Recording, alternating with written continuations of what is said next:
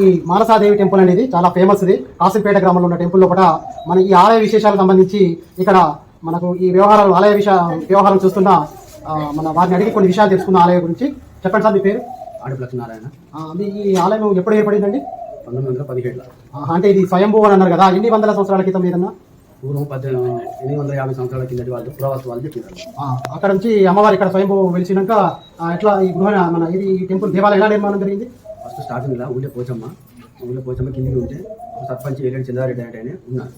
అప్పుడు ఆయన ఊరు గ్రామస్తులను అడిగి తెలుసుకొని అందరినీ కలుసుకొని అప్పుడు గ్రామం చుట్టూ కొబ్బరికాయలు కొద్ది చెట్టుకు వచ్చేసరికి ఇక్కడ వీరభద్ర స్వామి ఇక్కడ మనకు ఉన్నాడు.